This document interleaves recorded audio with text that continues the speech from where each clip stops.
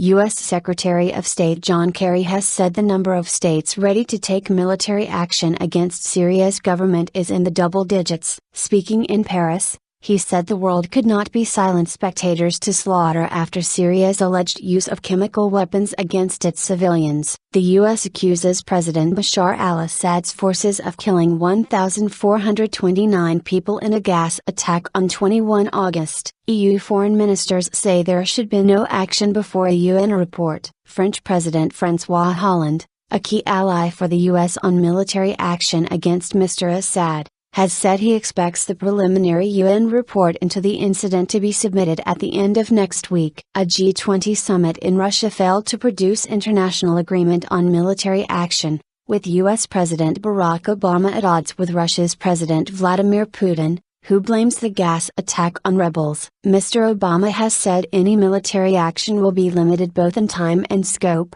designed to deter the Syrian government from gassing its own people again and degrade its ability to do so. Some 100,000 people have been killed in the 2.5-year-old Syrian conflict, according to the UN. Munich moment. Mr. Kerry, who is in Europe for a 4-day visit, met his French counterpart Laurent Fabius in Paris, where both men spoke of their determination to respond to the use of chemical weapons in Syria. Repeating a phrase he used earlier in the week, Mr. Kerry said the international community was facing a Munich moment, a reference to the policy of appeasement that failed to stop Nazi Germany in the 1930s. We in the United States know, and our French partners know, that this is not the time to be silent spectators to slaughter, he said. This is the time to pursue a targeted and limited but clear and effective response that holds dictators like Bashar Assad responsible for the atrocities which they commit. There are a number of countries, in the double digits, who are prepared to take military action,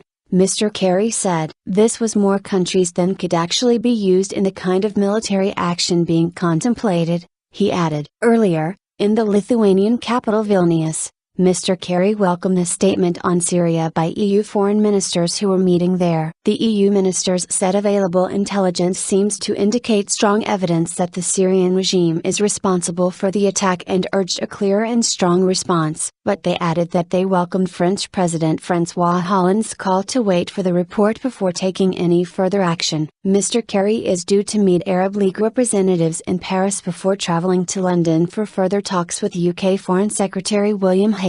Defeat for humanity. Both Russia and China, which have refused to agree to a UN Security Council resolution against Syria, insist any military action without the UN would be illegal. President Obama faces a tough week of trying to persuade Congress to authorize military action. He has only a few days to convince Congress, which returns from its summer recess on Monday. Both the Senate and House of Representatives could vote on the Syrian issue next week. A poll commissioned by the BBC and ABC News suggested more than a third of Congress members were undecided whether or not to back military action, and a majority of those who had made a decision said they would vote against the president. Many remain concerned that military action could draw the U.S. into a prolonged war and spark broader hostilities in the region. At the Vatican, Pope Francis called for reconciliation and peace in Syria. War always marks the failure of peace, it is always a defeat for humanity, he told Roman Catholics at a mass peace vigil on St. Peter's Square. Vigils were also held in churches,